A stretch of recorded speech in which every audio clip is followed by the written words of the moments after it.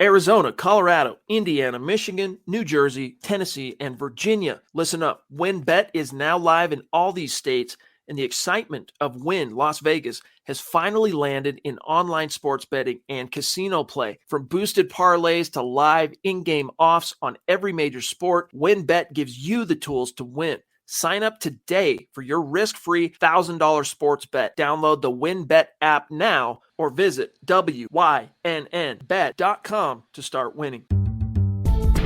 You're listening to Broncos for Breakfast with Nick Kendell and Scott Kennedy. Good morning. It is April 21st, 2022, Thursday morning, 7:32 a.m. And that means we are officially less than a week away from the NFL draft, and it's time for Broncos for Breakfast. I am Nick Kendell and joined by, as always, out there in Atlanta, Georgia, Scott Kennedy. Scott, how you doing this morning? I'm good. A week away. Feels like it's been, a long time coming. I covered recruiting for so long. And by the time you got to signing day, you're like, I'm tired of these kids. I'm ready for a new group. I don't feel like that with this one, though. I like this class. I'm looking forward to seeing this class, where they get drafted, where they go, and then watching their careers unfold in the NFL the next decade. Yeah, it's going to be fun to see how it plays out. I am a morbid curiosity now at this point, and thank God not having to take a part in it. But how are the quarterbacks going to fall? Maybe we can have a topic about that later on, maybe on your channel or this one too, because it doesn't involve the Broncos anymore. Hallelujah. But after the Carolina at 6, it gets a little bit questionable. Maybe Atlanta at 8, and then after that, New Orleans, maybe Pittsburgh, maybe. Who knows? So really curious, really curious to see what happens with the quarterbacks. But let's say hello to some people in the chat here. Good morning to one of our favorites, Ethan. Good afternoon, gents in Broncos country. Ethan, I hope you're doing well. And hopefully you, even though the draft is almost going to be here and then come and go, keep pestering me about those linebackers, because maybe eventually I'll come full circle. You never know. Don't give up on me, Ethan. Good morning to you. Luke Wright. Good morning, Nick and Scott in Broncos country. Good to see you, Luke. We got Bryce coming in saying good morning, trying to sneak in and listen while I'm at work. Well, it's probably a little bit better than sneaking in and listening while you're showering, which apparently is a big subsect of our population here. So scrub it up. I guess, good for you guys. Bodily hygiene is important. Having, everybody knows the stinky kid from middle school and elementary school. It's a little bit like motorcycles, a real motorcycle rider. It doesn't matter what you ride as long as you ride. Yeah. I don't care where you listen, as long as you listen. Thank you for being here. Absolutely. Well, good morning to you, Bryce. And hopefully you can still contribute. First off, glad you can listen. Second, hope you can contribute to the chat, because that's what makes this group so special. A lot of people in this sphere, Broncos sphere, football sphere in general, have podcasts or show, and they're darn good at what they do. What makes this channel special, though, is you guys. For real, it's the back and forth, the way that you guys drive the content and the conversation. We're just vehicles for your ideas, and you guys kind of steer us the right way. We're some racehorses, I guess. We got the blinders on. And EJ coming in. Bonjour. Ooh, we got some French coming in this morning. Nick and Scott in Broncos country. Good to see you, EJ. US Dave in the house. Good Thursday morning, Bronco people. Sunny days in the house. Oh, he's saying drink your coffee, Scott. Sunny days with the thumbs up, coffee emoji, and the thumbs up. Good to see you. Kayleon Green, good morning to you. Kayleon smoking that cigar. Clayton Huron. Morning, guys. Good to see you. Stone Cold Tim, or Tim Bo Slice TV on Twitch. Good to see you. Kimbo Slice. You remember Kimbo Slice, YouTube sensation? Yep. Did he pass away? Slice. Did he pass away? I think he had I think he did. Okay. Well. I kind of forgot about that. Those dead or alives get harder as you get older. Yeah. Gosh. I'm only 30 and I feel that way, Scott. Timbo Slice. Morning, fellas. What's up, Broncos country? Good to see you, Timbo. Hope you're doing well. Clayton also says, got time to finally catch a morning show. Starting to work later. Too wet outside. Smash that like button and share, guys. Thank you guys so much. And I listen to Clayton's advice. Make sure you come in wherever you're listening, Facebook, YouTube, etc., etc. Click the thumbs up. Click the heart reaction, care reaction, whatever it is, whatever emoji you prefer. And then share the show as well. And make sure you're subscribed. Mark Schrader coming in. Go ahead, Scott. Mark says, good morning, guys. And a couple nice comments in here. We got some new folks coming in. PD Swag says, good morning. So stoked to finally catch one of these live. You guys are awesome. Well, thank you. You're awesome. We're glad to have you here. Dale Fleming also said, I made a live Broncos for breakfast. I'm so proud. Falling Sloth coming in here. So good morning, Broncos country. Had a school book all our animal encounters for the week and then cancel. Well, that sucks. So I'm off today, so by surprise. Well, sorry for you, but glad you could join us. Yeah. Glad you could make the show for once. Not drinking my sloth coffee today. I think Clayton asked what we're drinking. I'm drinking Cafe Brit Altezano. It's a 7 on the 1 to 10 dark scale, and it's damn good. Altezano from Cafe Brit. I like it a lot. Free publicity for Cafe Brit in this show. It's a niche, I but know, I'm going to clip it and I'm going to send it to him and say, send me a check. or just send me at a free least bag free of coffee. coffee. Yeah, that'd be amazing. God, let me get in on that. I hiked up to Mailbox Peak here in Seattle and took up some stickers from back home, back in the Midwest. And I took a sticker of what's the coffee that I drink? Verana Street, which is a coffee roaster in Dubuque, Iowa. Which they have a coffee that I absolutely love. It's a flavored coffee, but it's like a caramel one. God, it's so good. Cow tipper. And I went up. I brought their merchandise all the way at Mailbox Peak. What's his 4,200 feet of elevation gain over 9 miles? Well, I guess only over 3 miles because 5 miles is back down is the descent. And like, hey, look at this picture on Twitter. Look, I made you famous. It's on the mailbox with all these other stickers, blah, blah, blah. Nothing. No response. Hurt me. I think Cafe Brit maybe would listen to us. But yeah, exactly. We'll see. We'll see. I'm gonna clip this and send it to him. Matthew Friday coming in. Good morning. He also says it's my b-day today. Happy birthday, Matthew. Good to see you. Good coming on in here. Happy birthday. The chat is singing happy birthday for you right now. Also, dirty little secret I told Scott before. I don't have any kids yet, so I think this is kind of important to me without having kids, but it's Summit's second birthday. He turns 2, so he's still a big puppy. But happy birthday to you, Matt. It's good to see you. Two's a good, especially for a retriever. Then they kind of, I've always said about dogs, I'm like, it's a good thing they're cute as puppies or they'd never make it to dogs because you'd kill them. So right as the big retriever types, as they start hitting past 2, then they become the dogs that you just absolutely love. I say pretty hard on my dog for a year, and then I spend the next 12 years trying to make it up to him.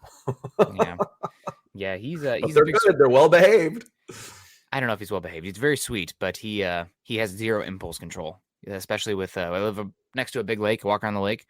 Goose poop must be a gift to the gods because he just wants it so bad. Sorry, we'll get off topic here. Lawrence Rivera coming in. Thank you so much for the support, Lawrence. Good to see us. Says, guys, much love, everyone. Good morning, Broncos, brothers and sisters.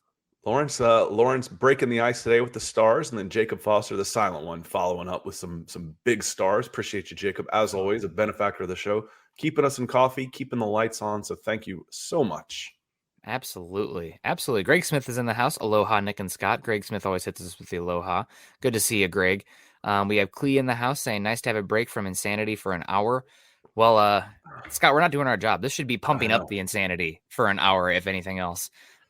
Dale saying Nick and Scott are going to make us an omelet. Do you have a breakfast? Scott's a big breakfast foods fan, but I think a lot of times you like the simple. If I go out, I usually try and get stuff that I won't make myself. So I'll get an omelet. I always like everything omelets. I'm not overly picky. Just make sure there's enough of it, and I'm usually pretty happy. So, but I love omelets, French toast, waffles, pancakes, all that stuff's good. Good. I like a good Denver omelet, honestly. Mushrooms, onions, peppers, lots of cheese, all good stuff. I really love a good omelet with goat cheese in it. I like those softer, kind of stinkier cheeses. The goat cheese is phenomenal. And also anything that is like mushroom truffle that has a bunch of different mushrooms in it, sign me up. I think mushrooms are divine. God, so good. Peter Middleton coming in with the support here saying, so Stephen Weatherly went to the Browns. I know he was a bench player, but in my opinion, he played pretty well and deserved another year with the Broncos. Did I miss something?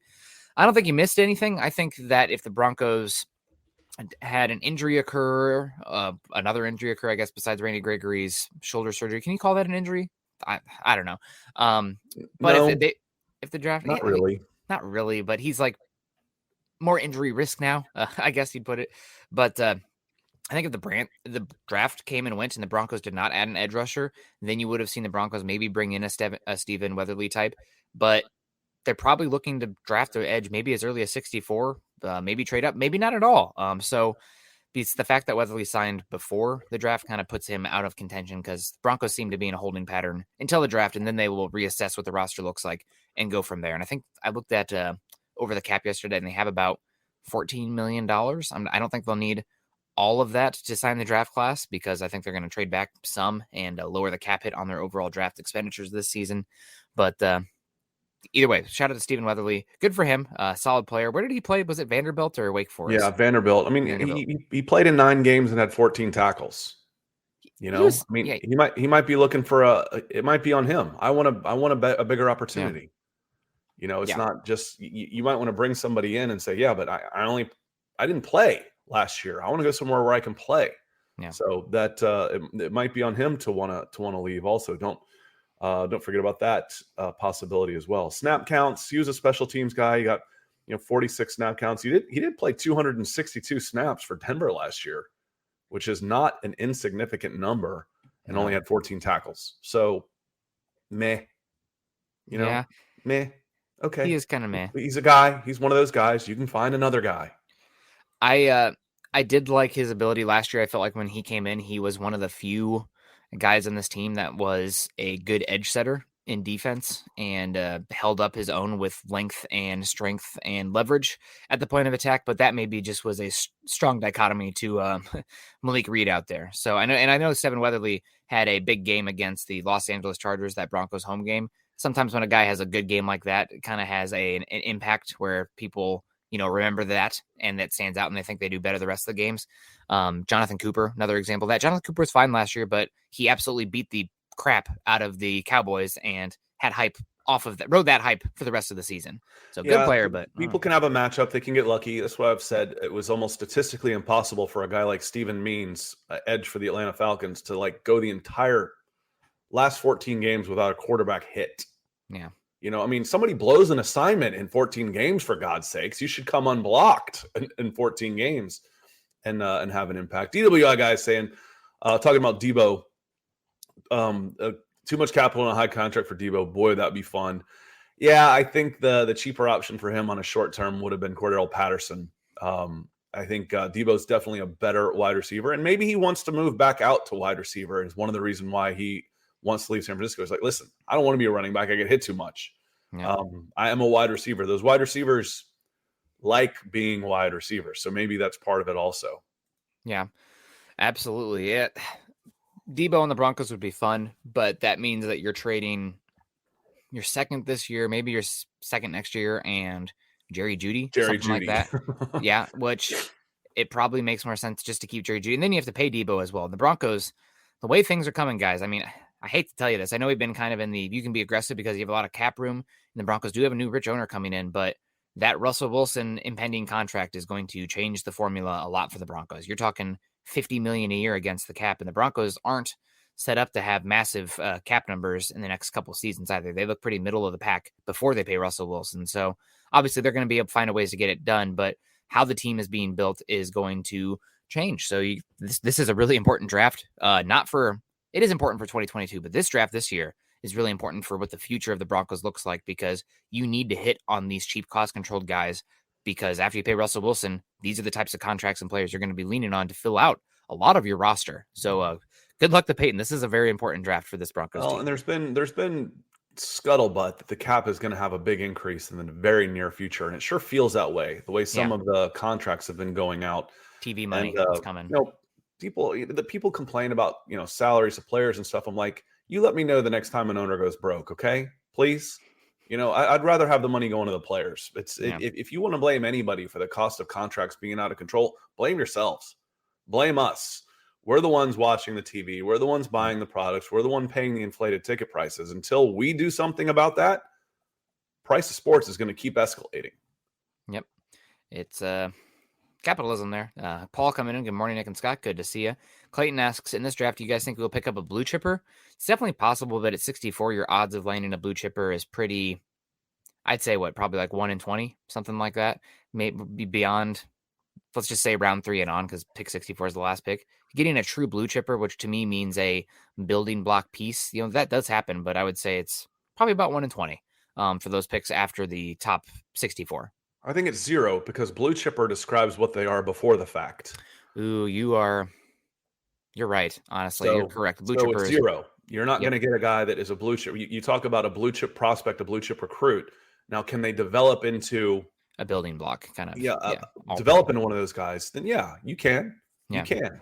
But getting a guy, a grade A coming off out of the blocks at 64, no. You can't. Can you get a guy that can be a Pro Bowl player at 64? Yeah, you can. It's just a lot harder. Yeah. That's a good call. Words matter. And you're right. Blue chip is kind of determines, like, it's like a 5-star guy. Even if a guy goes on to be good in the NFL and becomes a first-round prospect, he wasn't a blue chip recruit because he wasn't a 5-star recruit. Right. He was a sleeper developmental guy, or underrated, that he wasn't a blue chip prospect. Yep. So absolutely. No, the odds of getting a guy there, unless you start falling to the Warren Sapps, Randy Moss, the guys that fall for off the field reasons. They were smoking dope or something, back then. Because to me, Sam Williams knocks on the door of that blue chip prospect status, but he gets knocked off of that pedestal because of the questions that surround him. I think he's pretty darn good, Nick. Yeah. Yeah, I know you're right. You know who else is pretty darn good? Franklin Peterson coming in with the $5 super, saying good morning, everyone. A little bit late. Franklin, you're just in time if you're, helping us support with the $5 supers like this. Go Broncos. Thoughts on Cam Jurgens, Nebraska center at pick 64? I was talking to some people yesterday, and I would say that if Cam Jurgens is there at 64 and the board falls a certain way, then this could be a possibility. So I would be okay with it. I think that center is probably the position that the Broncos drafting somebody in day 2 of the draft is probably going to make the biggest impact on what this team looks like in 2022, offensively speaking. So, and I think Jurgens, a lot of people have him as center number 1. So if they took him at 64, it's not a position of value, so to speak, because you can find centers throughout the draft, but at pick 64, you're resetting the cost control of that position. You're getting an athlete with some length as well and some size, some versatility. I get it. One thing about Cam Jurgens, I will say that does concern me a bit, is that he had, I think, 3 or 4 poor snaps at Nebraska this last year that resulted in, botched snaps, fumbles, et cetera, which is a good rate. You want to watch out for that. If you guys remember, that was a big deal for Connor McGovern as he transitioned from guard to center for the Broncos, and then he got it kind of squared away. But definitely watch for Cam Jurgens at 64. I think that's actually a distinct possibility for the Broncos. Yeah, I think it gives you ability to move them around too. I mean, usually center can play guard can play center. Doesn't mean that's their best position, but interior line, I kind of group those together as guard center for sure. Absolutely. Ryan coming in here saying Broncos and biscuits for breakfast. Great way to start the morning. Good to see you, Ryan. Also, we got Barack coming in. Good morning. Broncos for breakfast. Good to see you, Barack. And DWI guys, Ethan saying Pro Football Focus changed rankings again, so mock draft was weird today. Go ahead, Scott. No, good. I know they changed them. What was it, Monday night? Or was it Tuesday night? We did our first draft. I don't remember. But anyway, it was right after one of the shows. I think it was right after the Building the Broncos. So I think they changed it Tuesday night, and we did our first mock draft with it on Wednesday morning on my channel. So we're going to go through it. We want to do one today on Thursday before we get into the weekend, go through PFFs, because some of the guys that we were getting bad grades for have now moved up. Thank you for catching up, PFF. That's shocking. So we want to go through a live mock draft to close the show, and we can burn through those in about 10 minutes at this point. So we'll get into that too. And I think Pro Football Network still has the draft class option is from the 2011 class. So they're still a little bit behind. Kayleon saying, Nick, who was the female on the show Saturday trying to get on? Oh, God. That was Kendall, Pro Football Focus, and you can follow her on Twitter. And Kendall Valenzuela. Yep, there was a Kendall I went to high school with, and she was cute, but I knew it was never going to happen because Kendall is just, it's awful. Just can't be done. It's against the rules. So no, she was brilliant, really well spoken. Really enjoyed having her on. Make sure you guys are following her on Twitter. Former Seattle native, went to Denver, and now with Pro Football Focus. So she did disparage Cincinnati a little bit. Sorry guys if there's any Cincinnati listeners on here, but having moved from Iowa to the Pacific Northwest, I kind of get it. No, that's one of the reasons you live in places like that. You like it to be a little calmer, a little slower as far as that stuff goes. But anywhere I've gone, I could find places to get in trouble. Yeah, there's something going on everywhere if you want to find it. And Peter just coming in saying a blue chipper would be very unlikely, but Simmons was a 3rd rounder, Wilson too, and Tom Brady was a 6th. So that wasn't the point. Just to clarify on this, typically when you're talking using the term blue chipper, you're talking about before the fact, not what do they develop into. Yeah. So blue chip guys go first. That's why they're blue chip prospects. You don't say he's a blue chip player. You say he's a blue chip prospect. So you're predicting the future with the term blue chip. So can you get a Pro Bowl player at 64? Yes, you can. Will you get a blue chip prospect? One of these guys with all the bona fides, all of the intangibles, the size, the speed, and all these things? No, because a blue chip prospect goes in the first round. Hence that's what that means. Yeah. So just want to try and be clear on that. It's just a play on words, really. Can you get a blue chip guy and it was just the way the question was asked. Can you get a guy at 64 who can be a big contributor to the Denver Broncos? Yes, absolutely you can. Yeah, absolutely. And Trevor coming in here. Good morning to you, Trevor. Good to see you. Hope you're doing well. Happy Thursday. Nick and Scott, what is the likelihood that the Broncos draft speed wide receiver at 64 since KJ has been inconsistent? If so, what wide receiver do you see them drafting? Thanks. It's going to be interesting. We have not seen George Paton spend a premium investment on a wide receiver. He took Seth Williams last year, not Sam Williams, Seth Williams last year, who didn't make much of a contribution, but he was a sixth-round pick. Sixth round? He's a sixth-rounder. Mm-hmm. Yep, and went in the sixth round for a reason. Not a dynamic athlete for the wide receiver position compared to the guys who tend to go earlier. But we haven't seen what premium investment at the position looks like. We also don't know what the offense looks like with Justin Outen, with Nathaniel Hackett, with Russell Wilson. So I think it's possible. However, racking my brain, who are the actual, KJ Hamler speed guys that would make sense there at pick 64? You have Calvin Austin, mm-hmm. who is that kind of player. But other than that, I don't really. Velus Jones, Tennessee. Velus Jones, yeah. He seems similar to me in that regard.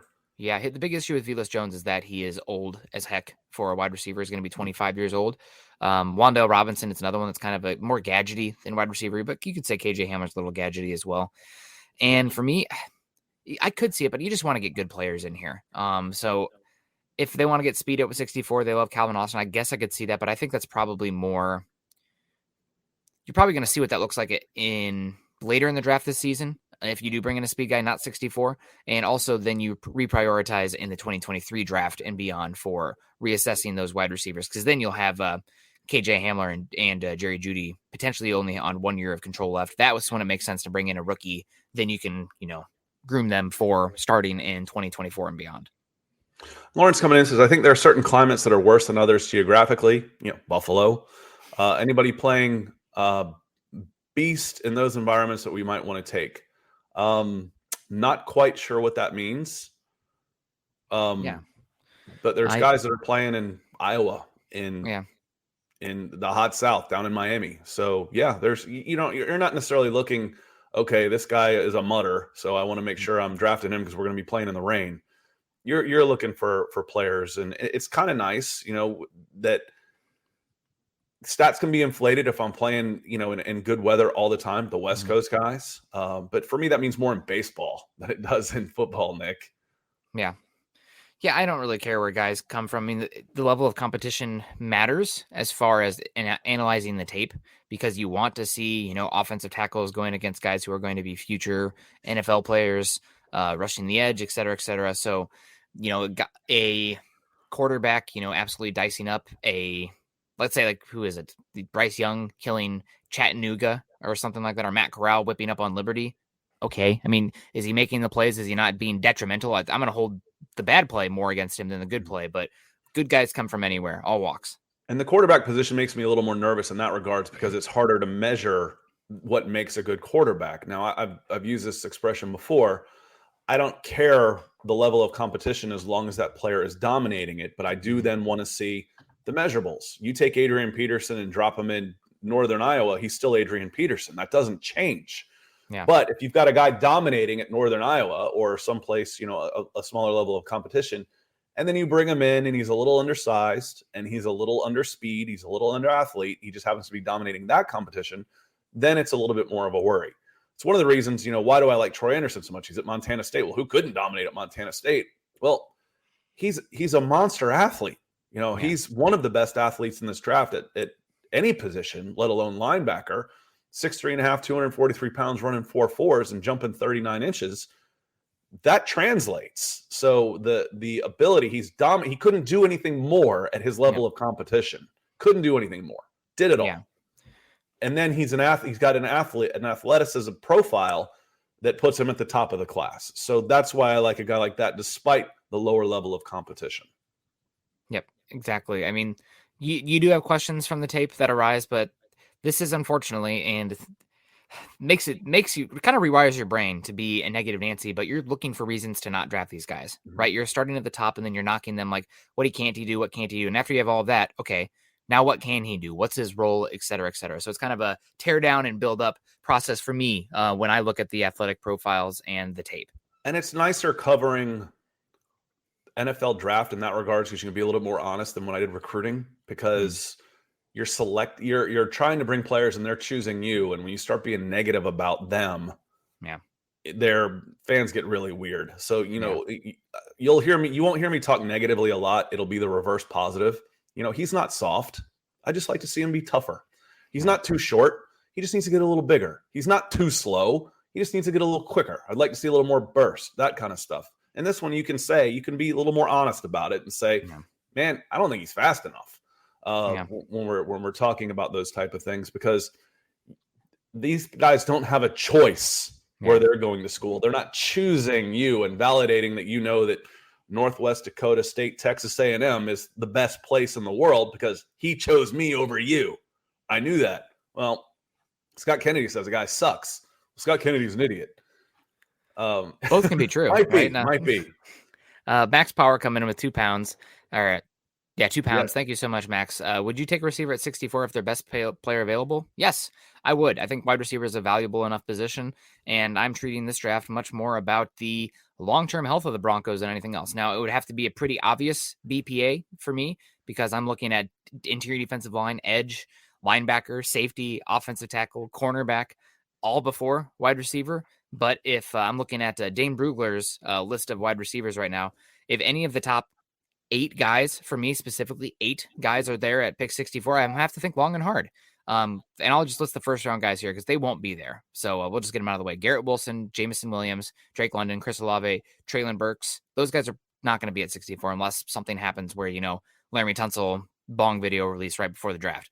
After that, though, there's 3 names that maybe are there at 64. I don't think they will be, but there has to be at least a conversation for me with Johan Dotson at Penn State, Sky Moore at Western Michigan, who I love, and somebody we haven't spoken about much on here, but a very good player. And if his medicals pass, then might be one of the steals of the draft in George Pickens from Georgia, who pretty much missed this entire season, has incredible acrobatic plays on tape. If you guys want to get hyped about a wide receiver making athletic highlight plays, go look up George Pickens freshman year. People thought he was going to be a top 10 pick before that injury. He's kind of weird because he 6'3", 195, can put on a little bit of weight, ran a sub 4.5 40, 4.47, which is good, 32 3/8 arm length, 8 3/4 hands. For somebody who makes the acrobatic plays on the size that he does, to have the small hands like that is so weird. But he's a really good player. If he was BPA at 64, then I would have no issue with it. I think if the Broncos did take a wide receiver at 64, that might be a little bit of a Jerry Jeudy step up because you are on the potential chopping block for being moved or something like that, just contractually speaking, and maybe getting some value back for the 2023 draft. And this is, again, we talk about taking a wide receiver at 64. We talk about taking a running back at 64. Unlikely, exceedingly unlikely. But there's a reality where maybe that's the direction to go. And I know people will scream, why would we take a wide receiver here? If you guys remember the Broncos, because he was there. And also, you guys, I like to use personal stories for the Broncos that make sense. I mean, it was the 2016-2017 season.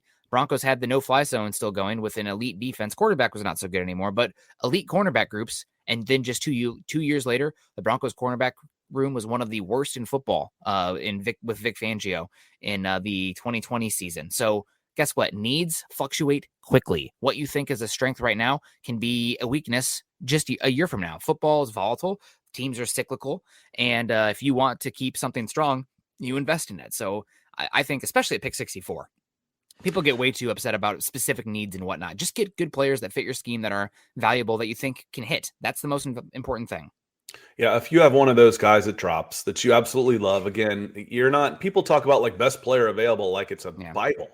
If I've got a board of 1 to 100, I might consider 45 through 70 basically the same guy. They might have the same grade. I might just like this one this much more than the next one. But if in my board, if I've got a big gap in my ratings as I'm going through this, and that guy at the top of the gap is still there, yeah, I might select him no matter where he is, except maybe quarterback. And even then, who knows? But yeah, I wouldn't have any problem taking a wide receiver at the spot if Christian Watson falls down. And then you're dealing from a position of strength. Somebody's not going to be happy, but life's not fair. NFL, nobody says you're guaranteed to a job. Yeah, absolutely. Michael Ronquillo in the house. Good morning, Broncos country. Go Broncos. Bryce also saying y'all making work. Been doing the YouTube thing lately, so came in with a monster super last night that I noticed on YouTube. So thanks, Michael. Michael, that's for us, not for Chad and Zach. No, I'm just kidding. Just have to tease about it. Bryce coming in saying y'all truly make work go by faster and much more enjoyable for me. Appreciate the show. Ethan also coming in saying I brought a super chat, but YouTube glitches and it isn't showing. Well, let us know, Ethan. Yeah. Yep. Let us know. Let us know. We'll if you got a question or anything like that. And appreciate the support. It's the thought that counts. Yep. Appreciate the effort. And Cassie's in here too. Always like to say hello to our Mile High Huddle lady, St. Peter Milton. Hey, hello to you, Cassie. I know you said hello earlier. And Tim also says, I thought it was Lael Collins that had the bong rip video during the draft. No, it was Laramie Tunsil. I will not forget that draft. Lael Collins had his ex-girlfriend was murdered before the draft. And he had a lot of questions. So teams were just not going to draft him until that was resolved. He was found, not to be involved in that, but it happened a week before the draft, and his recently ex-girlfriend, they found her dead and murdered, which God sucks, but unbelievable to even talk about that stuff. But it definitely was not Lael Collins. It was definitely Laramie Tunsil with the bong rip. Had to do with his stepdad and something going on there. He's trying to sever relationships, and his stepdad released the video or something. Some ugliness there, no doubt. Yeah, definitely worth an eye roll from you there, Scott. Eddie coming in saying, hey, Nick and Scott, good morning. Do you think we are still going to free agency or just stick with the drafts? If we do trade at draft, could we lose a player? What position do you think that would be? Okay. Holy run-on sentence, Batman. I do this too, Eddie, so I'm just teasing you. Sometimes I'm like, oh my God, what am I doing here? This paragraph is one sentence long. So thank you, Eddie. First is going to be free agency. I think then they'll use the draft afterward, or free agent. Okay. Bleh. First will be the draft. Then afterwards, they'll use free agency to fill in some holes. Backup running back's a position. Tight end, you have Kyle Rudolph you've brought in. If you don't draft a tight end in the first 4 rounds, maybe they look to bring in Kyle Rudolph to help the room. Maybe they bring in a running back, another edge rusher, or something like that. Defensive lineman. All those positions make some sense. As far as trading in the draft, definitely possible. What players could the Broncos trade in the draft? I'm trying to think of guys who make sense from a contract structure, who would bring back some value. And a lot of times that's guys on rookie contracts, guys. I know there was some talk yesterday for Deebo Samuel trade. Oh, maybe they're trading Cortland Sutton. Not if they just restructured his contract and skyrocketed his guaranteed money. They wouldn't have done that. Cortland Sutton's here now for a foreseeable future. Tim Patrick too, with the contracts the way they're set up. So maybe I think it's not likely to trade him this season, but Jerry Jeudy is definitely one of your more tradable assets because you have 2 years of control left. There are some questions about his fit in the offense, and also some questions about how much the Broncos have enjoyed his social media persona / behavior. I'll put it that way. So it's okay if you're putting up 1,500 yards. Yeah, you got to be different, special. And Jerry Jeudy has not been special yet at an NFL level. The other one is probably Lloyd Cushenberry, name to keep an eye on. So those are the two that come to mind, but we will see how you're not plays. Getting anything for Lloyd Cushenberry. You could get like a 2023 7th round pick. That's nothing. So you're not getting anything for him. George Payton would like the picks, though. I mean, it's kind of like the Broncos last year trading for Kenny Young. Those are throwaways. To a certain extent, those are throwaways. Yeah. Ethan, this is one of the questions. The YouTube 8 is super chat. I'm going to make that into a shirt. Just wanted to see how important you guys consider DBs to be in this draft. I personally think it's important that our depth seems to be super thin. Now, this was a conversation from one of your articles last night. With I think it was Bucky Brooks and Daniel Jeremiah talking about the defensive back seemed like one of the bigger needs for the Denver Broncos, and me sitting in the back. So I can't listen to sports radio. I'm like, I want to interject my opinion here on a lot of things. Yeah. So it's tough. I'm like pounding away at the keyboard in the background. So it'll be nice to address this, but I want you to take first shot. Well, first off, my question is, were they talking about that last night on Huddle Up? Yes. Did that come up in conversation? Mm-hmm. I mean, is defensive back the biggest need for the Broncos? the Broncos roster is set up right now where they could go a number of different ways, and it's more about strengthening the room to take on the volatile nature of football. There's going to be injuries that happen, and that's the reason you're drafting some of these depth guys this season. You hope they can push the guys on the fringe and then take over this season or down the line. So somebody like and I think this secondary definitely makes sense, whether it be a safety or a cornerback. Adding to that room is fine with me. Right now, you're set up to probably lean heavily on Caden Stearns / Jamar Johnson / J.R. Reed / PJ Locke, all potentially, especially with the dime back looks, in line for some big roles. None of those guys were highly drafted assets. If you want to bring in somebody that you like more to compete, maybe push somebody out of there, God bless. I mean, that's football sometimes. Cornerback room, you are an injury away there from being Lord knows. And cornerback's a position where a guy has turf toe, a guy has hamstring, poof, 6 weeks later, he's gone. He's not there. So I could definitely see them bringing in a cornerback or a defensive back early.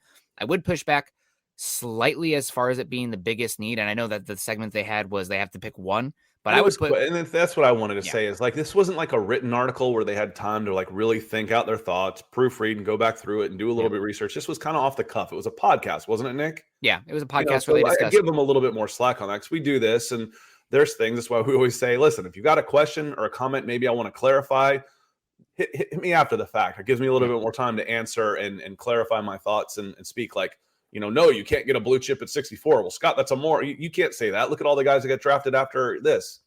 That wasn't the point.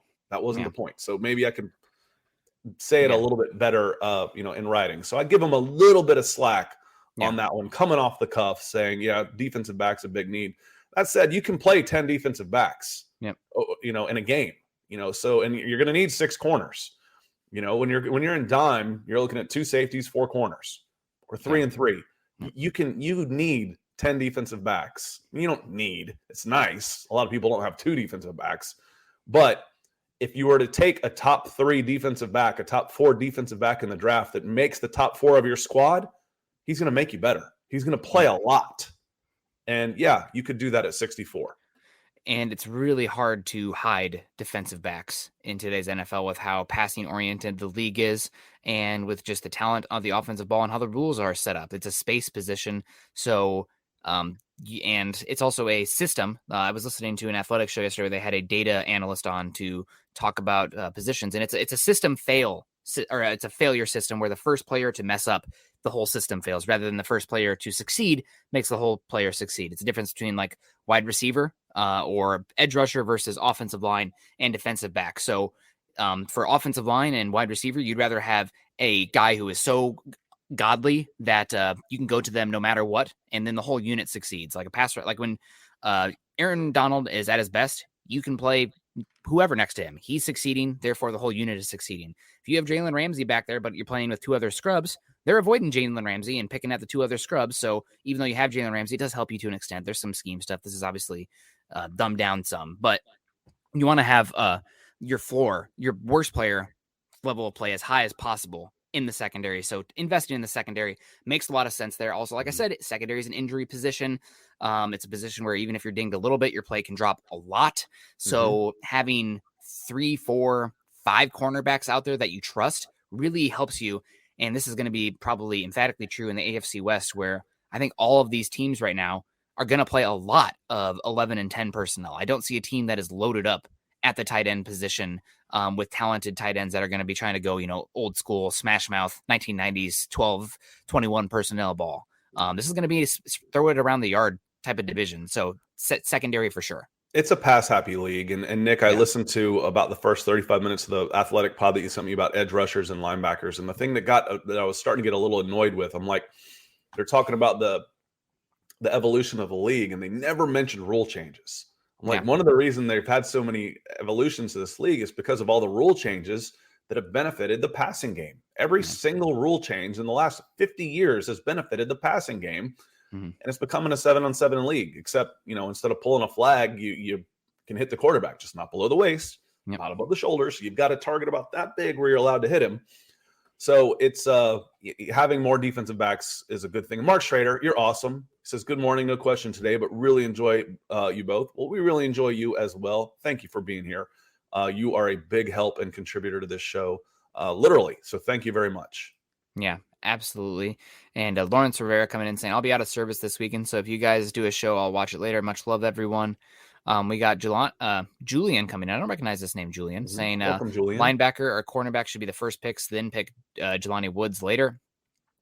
Man, I'd be fine with how this plays out, but I'm not married to any of this. Seriously, the only positions right now with the Broncos where I'm like, maybe they shouldn't be taking it at 64 for me specifically is fullback, kicker, punter. We'll just get that long snapper, get it out of the way. There's Cornerback, not even a fullback anymore, Nick. It's not even a position anymore. Yeah, unless you're Kyle Juszczyk. But I would say a quarterback's a position at 64 with how this roster is set up. You should not go quarterback. A pure guard doesn't make any sense for me with how this team is set up at 64. Now, if they are right tackle guard or center guard, then okay, but a pure guard doesn't make sense for me. After that, honest to God, I don't care. I will add the caveat that this year specifically, I don't have any tight ends that are worth the 64th overall pick for the Broncos. Now, other years, there would be guys that are worth that. It's not so much the tight end position itself, although that is devalued, but it's the prospects available for tight end. I wouldn't take any of these guys myself at pick 64, but really, you just got to let the board fall to you. And if the best player available at pick 64 is Jaquan Brisker, safety, hallelujah. If best player available at pick 64 is Kyler Gordon, cornerback, awesome. Quay Walker, linebacker, hallelujah. Kenny Walker, running back, okay, I get it. I don't have any problem with that, honest to God.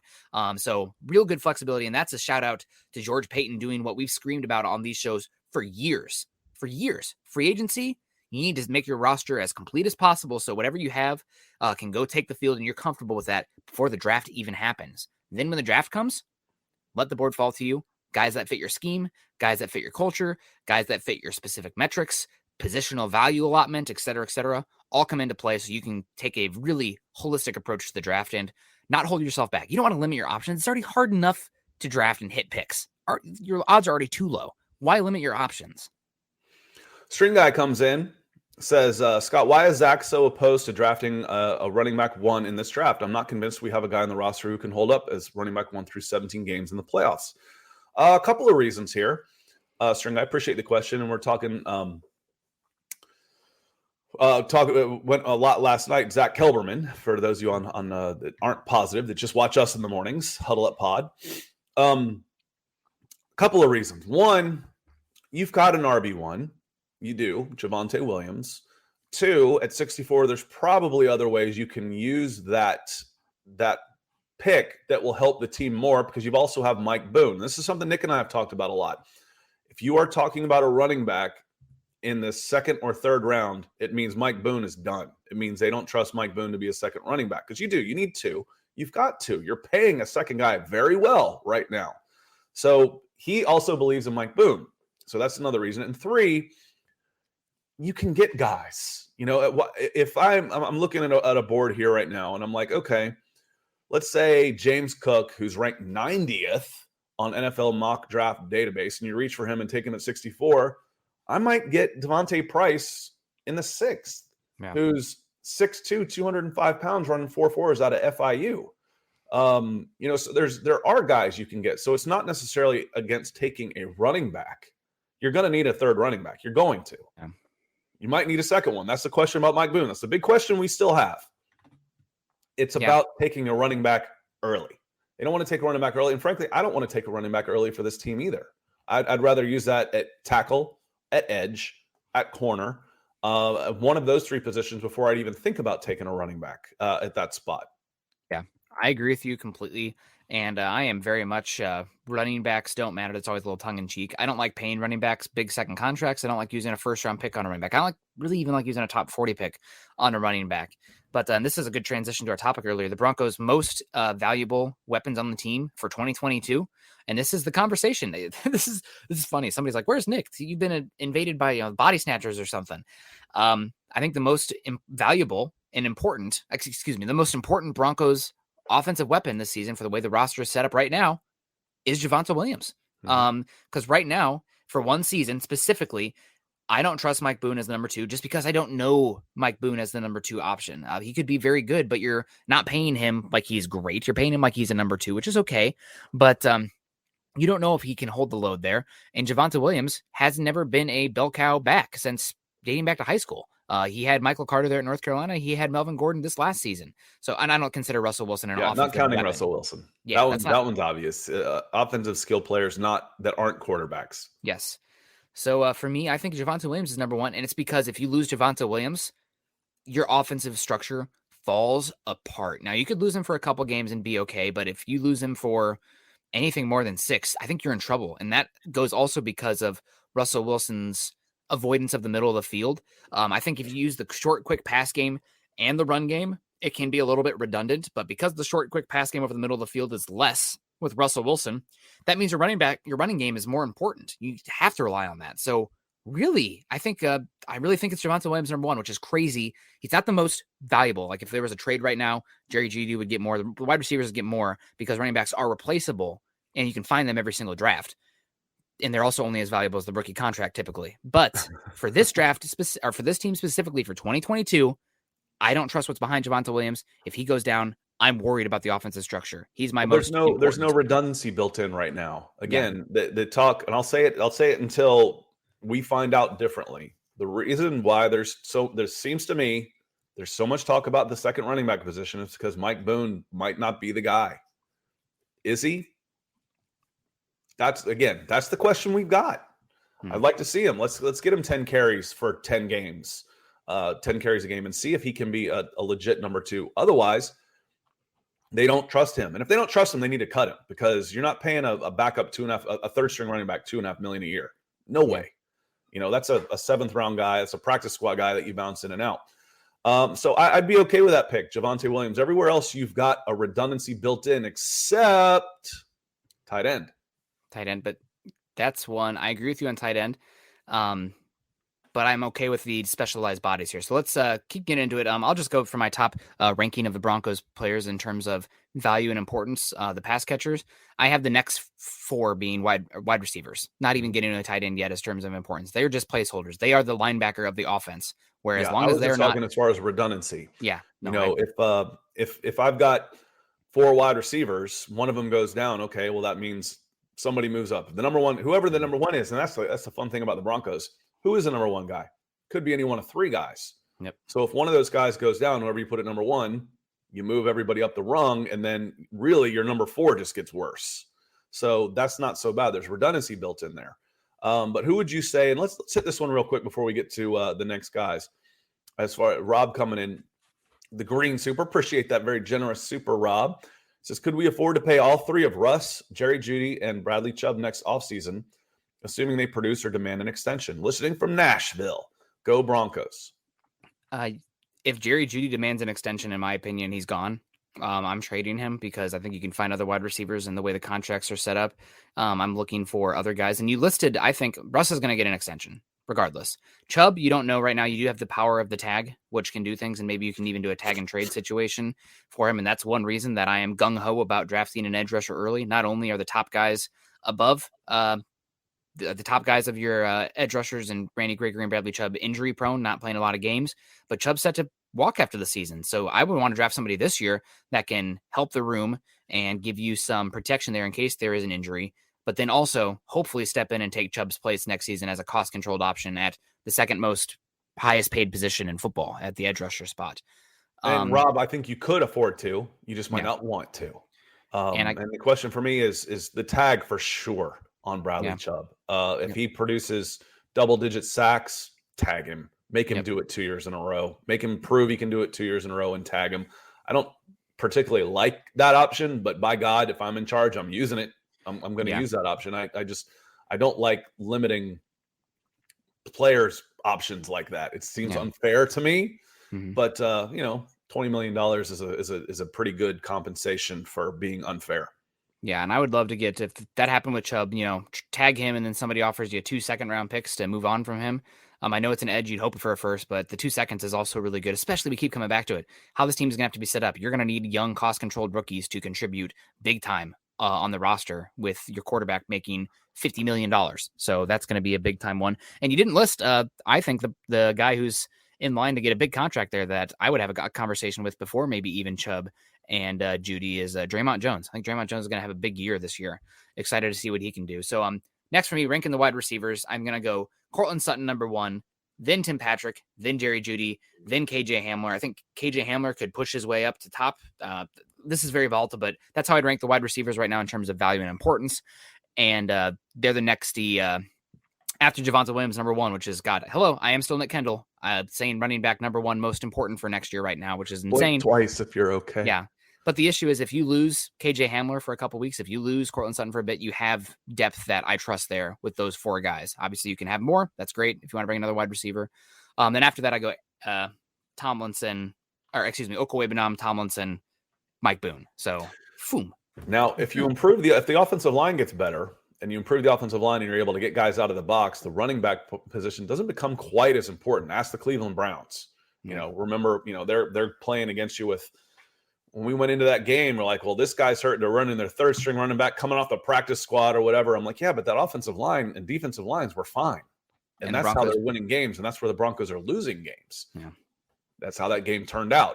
The Broncos were playing you and me at linebacker that game too. Yeah. So, yeah, and I'm running the other way. I'm not taking on a guard, a pulling guard, getting to the second level. I'm giving him a head fake, trying to get around him. But I like that order. I'd go Sutton as well. I think he's poised to catch back up to where he was before he got hurt. I think he's ready for breakout season. He already had his breakout season.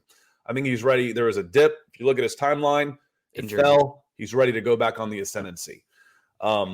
Patrick, Judy should overtake Patrick this year. He should. I'm not saying he will. But if he's going to become the guy that was a first-round draft pick and become the guy that we think he should be, this is a year he needs to do it. Yeah. If Hamler ends up being your 4th option at wide receiver, you're pretty happy because he's healthy and he's contributing. If he's not, then it's not going to be him. But I agree with you on that order. Now, which puts Albert Okwuegbunam, bringing up the rear and the importance of this offense. Do you have KJ Hamler above Alberto? Quick draft. How about you? I'm ready too. Just real quick questions. You didn't list KJ Hamler. Is he? I said 4. 4's you fine. said 4. Okay. And who else would it be right now? You could argue Albert Okwuegbunam above KJ Hamler, maybe. I probably would do that then because I don't trust that KJ Hamler is going to be available. Yep, that's a good. That's fair. Don't. He should be, and it'd be nice. And that's kind of what I said. If he is great, if he ends up being the 5th option, the 5th most productive skill player on this team. Good for him. One last question. Did you have Javonta Williams number 1? I'm sorry? Did you have Javonta Williams number 1? Yeah. Okay. Yeah, that's fine. Yep, which is crazy. There's no redundancy there. Yeah. If you get improvement out of your offensive line, Javonta Williams becomes less important, but he should be a 25 touch a game player. Right now, how it's set up. Yeah. I agree with you. 25 touches a game, 18 carries, 5 or 6 receptions. Yeah. And that's going to be, and he's going to be really good. And blinking twice here. It is Nick, running back, the most important skill position, offensive skill position guy. Absolutely crazy. And the Broncos last year, they faced the highest rate of stacked boxes in the NFL. Hopefully that'll change this year with Russell Wilson being one of the most efficient, prolific deep ball throwers in the history of the NFL. Again, part of that is because the middle of the field, he doesn't use it as much. So we keep coming back to that. Oh, how is Russell Wilson having the best completion percentage over expected of any quarterback in the NFL over the last 10 years? It's because he's not getting those easy passes that other quarterbacks are getting over the middle of the field. So it all points to that. So the running game, actually really important for the Broncos here. And let's get into the draft. We're already at 53 minutes. We might go a little bit long today. But if Judy and I agree with Ethan here. I just don't. I think Cortland Sutton, 1,400 yards in his second year, or somewhere in that neighborhood, he's established himself. If he gets back to that level that he was on, he's a number 1 on just about every team around. So he'll be tough to overtake. If you end up with 1,500 and 1,200 out of Judy, yes, very, very happy. Yep, absolutely. Let's get into this mock draft here. I'm excited to see what all this looks like here with the new board. I have a feeling we know some of the players that we're going to take, and this time I'm going to cheat. Everybody keeps giving us a hard time on the mock drafts and then post us their God-blessed, or actually I guess God-forsaken Pro Football Network mocks where they're drafting Aiden Hutchinson at pick 64 and then getting Trevon Walker at pick 75. Nick, look at this one. This one's much better. Don't send me your PFN mocks. I can't handle it because I like to draft on hard. And that's what the PFF mock draft simulator is, because the guys that I like are almost always gone. And that's especially true when Scott's drafting with the Falcons in front of me, taking the guys that I'm interested in. So here we are. I kind of want to go up to the top here and see where they've got going again. Hutchinson, Stingley, Thibodeau, Sauce, Kyle Hamilton, Icky, Evan Neal, Charles Cross, right tackle for Atlanta.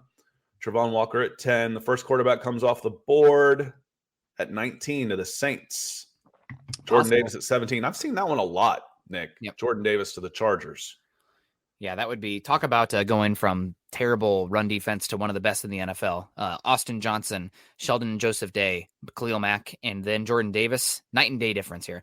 All right, well, this board absolutely sucks, but I'm upset. I almost want to hit the Falcons at 43. That'd be a nice pick. Quay Walker, 42. All these guys that I like here in this range. Christian Watson goes all the way to 48. Oh, that's a really good pick. If you can get him there. Pascal got moved up, so his rankings got moved up.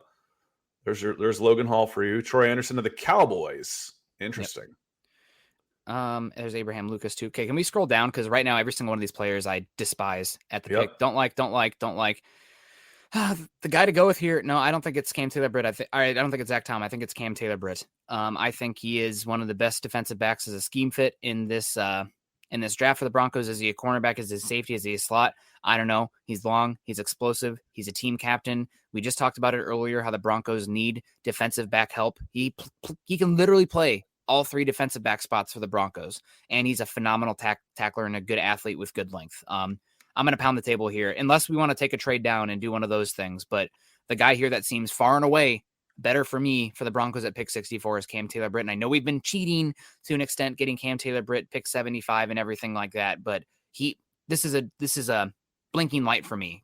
Cam Taylor Britt's the obvious choice. Lucas went to the Chiefs. I'm telling you, the Ravens and the Chiefs get all my guys in these mocks. Who'd the Ravens get? Because I want to look at them again. Kenneth Walker to the Chiefs. That would be. They took a running back. Breece Hall there. Who'd they take in the first? Because the Ravens always get my guys. They probably took like George Karlaftis or something. Ravens. Where'd they pick? 14. 14. Jameson Williams. Oh, that'd be fun. That's where Deebo Samuel should go. I want to see what Deebo Samuel looks like playing off of Lamar Jackson. That all the space there that they could create, amazing. Let's see what the chat has to say about that pick there. I would not go. It's split. It's split. There's some. EJ likes the pick. Let's see. Kathy Perry-on Winfrey was not on the board still. I don't believe. I scrolled up, but I didn't look at him. Dale likes the pick. Michael does not. That's okay, Michael. I absolutely despise. Not despise. That's rough. But Kingsley Enagbare. He is such a poor athlete at the position. He has one of the bottom 10-yard splits of any edge rusher in the last 10 years. And while he has incredible length, he has absolutely no bend as well. And almost all of his pressures came against non-Power 5 teams. So great length, but he is purely a first and second down run stopping edge, which first and second down in today's NFL, I need that from you, but I need that as well as the pass rushing. So he's not for me for the Broncos there. Also, Asamoah, I don't think he's a very good fit in a 3-4 team. I love the length. I love the athleticism. I don't love his ability to take on blockers. I think you're going to play him more as a star in this position, but is what it is. And I see some people saying, I like Pascal at pick 64. Pascal is already gone. He was gone. He got moved up to 44 on their new board. So we used to get him fairly late. I like Pascal too. And Perry-on Winfrey went at 70 in the third round. There he is. He would have been option there too. I prefer Cam Taylor Britt over Perry-on Winfrey with what I've heard from some things. Can we scroll up? I just want to see who came off the board here. Nick Cross, Jalen Tolbert, Christian Harris, Cam Taylor Britt. So scroll down a little bit for on the board here. There wasn't anything there. We don't pass on Zach Tom again. I think I might, because I might cheat the system here so we get a good grade and take Cam Jurgens at 96. I think he's there. Wait on him. I think I might cheat and wait on Cam Jurgens because I think he's better than Zach Tom. He just is. So, God, this is a pretty bad board though for the Broncos. No, let's take him. Jurgens won't be there. Let's take him. Back-to-back Nebraska picks is rough. Actually, we just took in Scott. Let's do it. Let's take Sam Williams. Let's say, and this is the reality where the Broncos, they worked out the background here. They got the background. They trust him. There goes Cam Jurgens. That's okay. I was willing to take that chance. So he went off the board there. We ended up taking Cam Sam Jurgens Williams went at 87. Yep. Zach Tom went right after us at 77. That's okay with D'Angelo me. Malone is there. Isn't a bad pick as well. We already took an edge. But we went that direction already. Marcus Jones, we went corner already. I like a lot of these cornerbacks here. And 96 isn't a bad place to get a running back. I think I want to wait on running back. Keep scrolling down. There's Jelani Woods. This is an area where Jelani Woods maybe starts to actually make some sense. But maybe we want to roll the dice and see if he's there at pick. Braxton Jones is there. Scroll back up. Braxton Jones, I like that pick. He's moved up the rankings, and we don't pick again until 115. That's soon, though. There's your right tackle. You know what? I'm going to make a plea here for you on this one. This is somebody we haven't taken very much, and maybe it's a little bit of redundancy, but this whole episode, we spent about 20 minutes talking about the value of depth in the secondary. Mm-hmm. And we already did one where Sam Williams, he passes the background checks as far as the battery that he had. I'm going to have one here where I'm going to say that Marcus Jones passes the shoulder injury here. Broncos need a punt returner. And Cam Taylor Britt, is he a safety? Is he a slot? Is he a boundary corner? I don't know. I don't care that much. So there's Braxton Jones. I'm taking Braxton Jones at 115. Yep, let's do it. Braxton Jones here. And then you can have 116. Okay, that sounds good. No, I'm 100% with you. Can you see where, can you scroll up though? I just want to see where a couple guys that I was interested in here went. There's D'Angelo Malone. There's Jelani Woods. That's too bad, but is what it is. There's Jeremy Ruckert as well. Lele falls to the fourth. It's Case Sarasara. Hey, that makes some sense to me. There's Lawante Taylor there, another name that I really like for the Broncos. Okay, let's scroll down. You took our tackle here, so I'm feeling okay about tackle. There's Dane Belton. We've gone very high in the secondary, though. This is the spot where I'm gonna give in. This guy's a freak athlete, but I think doesn't know what he's doing at the linebacker spot yet. But you're talking the fourth round with one of the highest Ross players of all time, who has like a 34-inch arm length. Insane athlete. At the very least, he is going to be a phenomenal special teams player. And I don't know how much Penn State you've watched, Scott, but Brandon Smith 2 years ago essentially played the star backer position where he didn't have to play over the trash of the offensive line, essentially lined up over the tight ends. And I'm going to use Brandon Smith, hopefully in that role early on. You get a freak athlete. He's also somebody who actually has the mass that could be a pass rusher as well. He has a hard time sorting through trash and keying in the run game. Move him to the line of scrimmage and say, go attack ball. Yeah, you got one job. You got one job. Beat that tackle, because they're not. It's an empty back set. There's no tight end. You got one guy, and if they double you, then we'll get you. Then our end will be available. I think I'm going to say Brandon Smith here for me. If you're going to miss here, let's look him up real quick. Brandon Smith, freak athlete. His mock draftable chart is insane. Again, really doesn't know what he's doing yet at the linebacker position, so there is some wrong guy. There is some concern about his projection, but this is where you draft the guys who are like, okay, freak athletes, but not the best football player yet. That was a fail. Yeah, if you're gonna miss on a guy that's 245, 50 pounds with this athleticism, I'm okay with that for sure. Yeah, throw him on the practice squad and say, fight your way out of it, or you're gonna be here forever.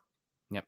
He's a freak athlete, and I'd be very curious to see how he does in the next level. I absolutely love the arm length as well. Even if you move him to edge, his arm length is in the 86th percentile, his 40-yard dash in the 90th percentile, broad jump 95th percentile, vertical 90th percentile. The only area where he's small is weight, but 250 is not incredibly small for an edge rusher. He's almost the same size as Micah Parsons. And listen to this. This is insane. So I'm looking at mock draftable right now. Brandon Smith's most comparable athletic profiles as far as his actual measurements from the combine. Number one, Cambrion Wembley, who, if you guys remember, was a first-round pick. Didn't hit in the league, but a good athlete there, first-round pick. After that, Lorenzo Carter just got a good contract, kind of a jack linebacker. After that, it's Danielle Hunter. Everybody knows Danielle Hunter. Then it's Josh Sweat. Then it's Jadeveon Clowney, and then it's Brian Burns. Boye Mafe, also one of the highest relatable skill sets there. So Brandon Smith here, I think, makes a lot of sense. We spent a lot of time talking about a fourth-round pick, but I think you had to talk yourself into it on that one. That's why. you're justifying it to yourself. Your brain saying, I don't like this guy. I don't like this guy. Several good options here. I like Willetsko. Both running backs stick out to me here. I like Pierre Strong if we want to get our running back here. Daniel Tyler. Bellinger, tight end, I do like. Uzarike might be the guy I want in this spot. I think the option that screams out to me here is And I like JT Woods also. I think the option that screams out to here for me, if it's going to be my brand, is Daniel Bellinger. I think getting him round 5 is an absolute steal. I wouldn't be shocked at all if he goes round 3. He's probably one of the best blocking tight ends in this class. We need for sure for this group. We don't need a pass catcher. We don't need a speedy pass catcher as much as we need a good old fashioned tight end. Yep, 100%. So we are on the board again. Oh my God. Okay, this is going to be a lot of fun here. We're round 6. Ty Chandler sticks out to me here, but I want to talk about this guy. If you scroll down a little bit, Jason Poe. I don't know if you can click the see more or anything on that, but he is not tall, 6'1", 300, so very small for the center guard position. He tested like an unbelievable athlete at Mercer's Pro Day. He played some center, he played some fullback. I know he's a little small, but he has similar arm length to that of Tyler Linderbaum, similar weight to that of Tyler Linderbaum. I think he's super discount Tyler Linderbaum. To get him in the 6th round here, I think is a dice roll that's worth it because he is that level of athlete. I think this is, again, 6th round, you're betting on something like that here. He's small, but outside zone scheme, I'm interested. Yeah, he's moved up the board for sure. I don't think he was at the combine, so he was a pro day guy, so that's okay. Yeah. And I think if you look in Ross, his athletic profile mimics really closely to Aaron Donald, which is crazy. But that's like the type of athlete and length and body type that he has. And now we're getting towards the bottom here, where you just try and find guys that can play. Jack Jones can play a little bit. Yeah, Jack Jones. Sorry, I was looking at Jason Poe's stuff here. Man, I almost feel like we have to take a running back here because we haven't yet. Brock Purdy. Oh, actually, you know what? This is a good pick for me. I think Noah Ellis down here makes a lot of sense. We haven't taken an interior defensive lineman yet. He's a nose tackle. That makes some sense here. And we're back on the clock. I forgot about that. Looking at running back here, Jerion Ely, Snoop, CJ Vidal. Can we just take Tyler Goodson here? I think he's a good, you're looking for a little bit of thunder and lightning. 7th round here. Tyler Goodson is a really good outside zone scheme fit and a home run hitter and a slasher, playing behind a very bad Iowa offensive line last season. So he makes sense there in the 7th round. I think it's funny you get a C for Sam Williams because they've got him underranked. Yep. Got an A for Jason Poe, though. Yeah, overall B+ draft. So yeah, guys, let us know in the comments section what you think. And you guys let us know what's going on here. Yeah, Poe is a stud, said Wade. Ty Chandler seemed obvious to me too, but I just really wanted to talk about Poe because he's somebody who has such a weird body type and ability. And I think we haven't talked about him much at all, but again, he is somebody who freak athlete. That's a lot of picks for a team that doesn't have a ton of holes. Yeah. So I can definitely see packaging a couple of these. Let's go 115 and 116 and move up to 80. Something along those lines. 206 and 232, we move up to 175. I can see that happening. Yeah, absolutely. And I'm going to share real quick on my screen here, Scott, if that's okay with you. Yeah, we're done with this one. Just the RAS relative athletic score comparison for Tyler Linderbaum versus Jason Poe. And you can see what I'm talking about here as far as athleticism. Now he's a little bit shorter, obviously 6'1" versus 6'2". But he's got longer arms. He weighs the same. He benched more than Linderbaum. And after that, I mean, his athletic metrics are pretty darn close. So again, don't sleep on Poe because he is somebody right now who I think actually might work. Mike, oh my God. All right, man. Michael, appreciate you coming in on YouTube with a bang. So thank you for finishing us off here. Thank you, sir. Can't say enough about your generosity for sure. So thank you, sir. Yep. Very much. Wow. That's different. Michael Kerr. Thank you, Michael. Michael Renquillo coming in. I'm going to look that one up. I want to see what the super sticker is on that one as well. So thank you so much for coming in red. I love it, Michael. Thank you, sir. You're a huge help to the show. That is incredibly generous, and we appreciate you so much for that. And guys, let us know in the chat what you thought about that. I mean, some of the picks were hard, but really appreciate that. And yeah, we got super duper star Michael coming in. Thank you guys so much. I guess that's about it for us. The last Broncos for breakfast before the week of the draft. Draft week. Oh man, it's going to be a lot of fun. DWI guys giving me a hard time saying the Bellinger pick is an F. He's just trying to hurt my feelings now. And Sean saying 115 and 116 are valuable in this draft. It's a lot of fun to have the back-to-back. We got Braxton Jones there. Braxton Jones could be a starting right tackle by November. Yep. Yeah, absolutely. And String Guy coming in saying it'll be fun to talk draft after the draft and compare George Payton picks to yours, Nick. Payton knows what he's doing 10 times over compared to what I do, and they have way more knowledge than I do. But doesn't mean that we're not going to critique it and put our own spin on what we think it should be. And we'll see how the chips fall. I mean, this is projecting the future, and anybody who says they know what it is a con man. So, there's always a little bit of unpredictability, and that's what makes this space so fun, is that we are talking opinions and basing it on past knowledge, and we can critique it without having any sort of like God complex where I know everything and you're right. Anybody who does that is wrong to begin with. And what'll be interesting to me is it's just, again, what mock drafts are for is to see who can be available. Who are some of the players that can be available that you've got choices to take? Not they're going to take this guy. Because if you do a mock draft of the first round, one outlier changes the entire board. It's like I missed 2, so now 3 through 32 are now offline. So I am distracted here by Ethan coming in to finish us off, seeing red to close us out. Wow. But it'll be interesting to see, how close are these guys that we're taking in these spots to where they came off the board, because now I think the PFF, their rankings are getting closer to where we like the guys to a certain extent too. And Ethan, Michael, Mark, all of y'all coming in today, Max Power, everybody that came in today to support the show. You're friggin' awesome. We love you. Yeah. Absolutely. Make sure you guys are tuning in tonight for an episode of Huddle Up Podcast with Zach and Chad. And then tomorrow, I think George Payton is having a pre-draft press conference. So it should be a lot of fun to hear what he has to say. And we'll be live on Scott's channel tomorrow. Scott, plug that real quick, because that's not. Yeah. So when Nick's going through the run through, we'll go through and we talk a lot of we'll probably mock draft again because it's just fun. Yeah. We talk a lot of players. It is an Atlanta Falcons show, but Nick and I are football guys. We like the process. And when Nick's going through the closeout here, we will. I'll put a link into my channel to make sure that you're there tomorrow morning at 9:30 Eastern, 7:30 Mountain.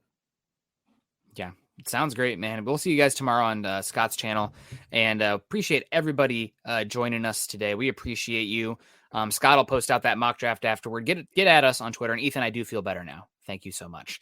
Although Daniel Bellinger is one of my guys. I mean, I thought I was high on him, and then Daniel Jeremiah comes out and puts him as his number 3 overall tight end in this class. So I'm not even that high.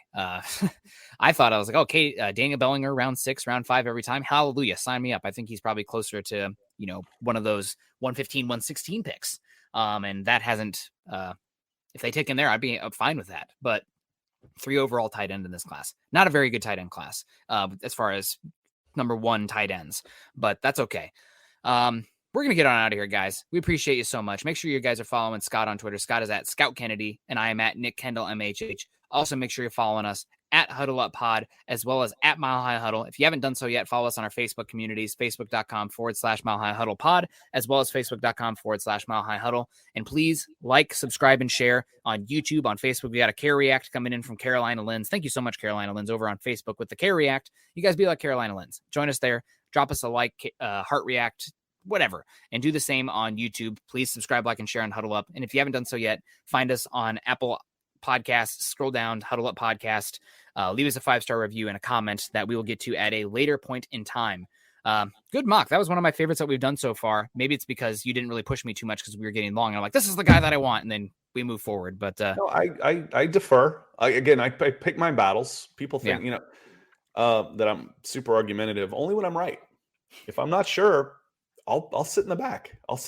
But if I'm arguing, by God, I'm passionate about it. Pick your battles. And those were battles I was going to pick. You know those guys at the back end of the draft better than I do. No doubt. Yeah, no, I have the guys that are my pets, right? Like I really like this guy. I'm comfortable with this guy. There's probably guys that I'm overlooking. Yeah, the only one I'm like, I'm not even all. asking. I'm taking Braxton Jones here. Yep. I'm And not that even was asking. I got the keys. I'm clicking it. that was one where I was like, okay, I got 3 offensive tackles in range that makes sense there, that I'm going to play the value game of waiting, just see who falls. And we did that with center. We got burned at pick 96. We ended up getting Poe later, who I'm happy about because I was thinking I'd really like to walk out with Poe in this one, just so we can talk about him. But there was a Spencer Burford at UTSA, Matt Walesko at North Dakota, and Braxton Jones. All of those guys were still there at pick 96. So I'm like, you know what? Let's take the Marcus Jones here because we haven't done it very much. We already took Sam Williams, kind of a weird draft there. And Marcus Jones, I think he could be, a really good safety cornerback prospect in this scheme if his shoulders are good. And we need a returner. So about that, Kareem saying, no, don't go. I don't want to focus on work. We do got to go. We'll see you guys tomorrow over on Scott's channel. We're gonna have a lot of fun there and talk a lot more draft, do another mock draft simulator. A lot of fun. Appreciate you guys. Stay safe. Choose kindness, choose compassion. Go Broncos. Head on over to milehighhuddle.com for all things Broncos. Good morning, Broncos country.